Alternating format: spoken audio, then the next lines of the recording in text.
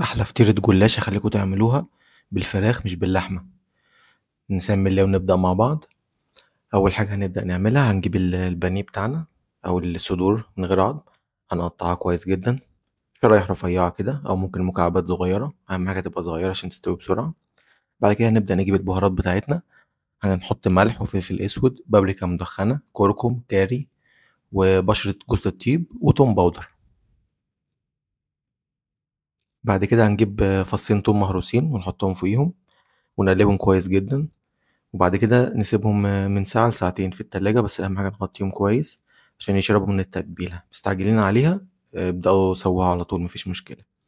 بعد كده هنبدأ نجيب حتة زبدة كويسة كده أو سمنة بلدي، نحطها في الطاسة بتاعتنا. الطاسة أهم حاجة متبقاش سخنة أوي عشان متتلسعش الفراخ، وما نحط الفراخ منقلبهاش على طول عشان متعملش مية.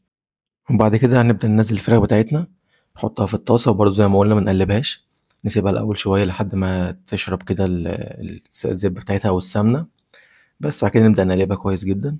بعد ما تبدأ تستوي معانا، قبل ما تستوي بحاجات بسيطة كده هنبدأ نجيب صويا صوص، اللي ما بيحبهاش ما يحطهاش، بس هي بتدي طعم جامد جدا الصراحة، جربوها. بس هنبدأ نقلب بقى فيها كويس جدا لحد ما يبدأ يتجانسوا مع بعض بالتوابل وكل حاجة. وأهم حاجة النار ما تبقاش عالية قوي عشان ما تتحرقش، نار متوسطة، نفضل نقلب فيها على طول كده. بعد كده بدأت تستوي خلاص دخلت سوا، هنبدأ نجيب ايه، كوباية كريمة، كريمة طهي. اللي ما عندوش ممكن ما يحطهاش بس برضو كويسة جدا. كريمة طهي كده هنقلب، ممكن تحط بوق اللبن لو ما عندكش كريمة الطهي، بس بوق صغير جدا. هنحط كريمة طهي ونقلب كويس جدا كده على النار، تبدأ تاخد غلوتين كده مع بعضها. هنبدأ نحط بقى ايه جبنة، انا هنا هحط جبنة تشيدر. ممكن جبنة موتزاريلا، ممكن جبنة تركي، اي نوع جبنة بتحبوه ممكن تحطوه. انا بحب احطه هنا مع الفراخ لان بيسيح مع الفراخ، بيبقى طعمه حلو جدا غير ما بيتحط فوق الفراخ في الصينية او فوق اللحمة. كده بيتجانس كله مع بعض وبيشرب من الجبنة والتتبيلة وكل حاجة مع بعضها. كده يعتبر خلاص احنا ايه خلصنا، الفراخ استوت معانا. هنبدأ بقى نجيب ايه الصينية بتاعتنا، بايركس او اي نوع صينية موجودة عندك، مدورة مربعة اي صينية. ونبدأ نجيب بقى ايه الجلاش بتاعنا، وكل ورقتين او ورقة نبدأ ندهن بالزبدة او بالسمنة. اهم حاجة كل ورقة وكل ورقتين عشان يطلع معاكم مقرمش كده وطعمه حلو.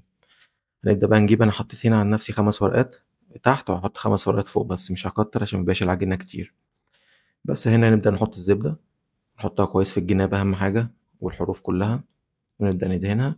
بعد كده نجيب بقى الفراخ بتاعتنا نفضيها بعد ما حطيت 5 ورقات جلاش. هنبدأ نحطها بقى ونفردها كده نوزعها كويس جدا. بعد كده نجيب بقى ايه الطبقة التانية. هنتني الأول الطبقة دي هنا جوه كده على بعض نفسها. بعد ما نتنيها كده هنبدأ نجيب الطبقة التانية نتنيها كويس جدا وندوس عليها بس عشان تبقى ايه كويسة.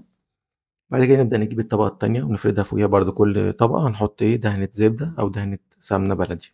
مفيش ممكن نستخدم الزيت، بس طبعا الزبدة والسمنة بيدوها طعم كويس جدا.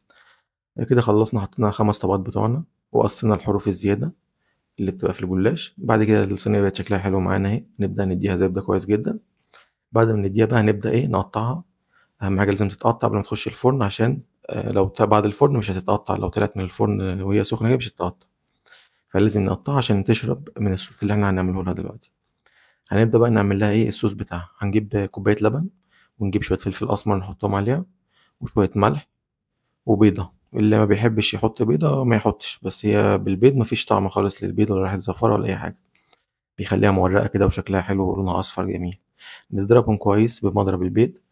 بعد كده نبدأ نسقي بيهم الجلاش بتاعنا، ونسيبه شوية لمدة مثلا ايه 10 دقايق ربع ساعة، ونغطيه قبل ما ندخله الفرن. وبعد كده أهم حاجة نكون مسخنين الفرن على 180 درجة، وتاخد من تلت ساعة لنص ساعة بالظبط. نبدأ نهز بقى كده الصينية عشان تشرب من التتبيلة كلها دي كويس. كده بعد ما طلعت اهي استوت وشكلها حلو جدا. يا رب تكون الوصفة عجبتكم، وأتمنى تعملوا اشتراك وكومنت ولايك للقناة.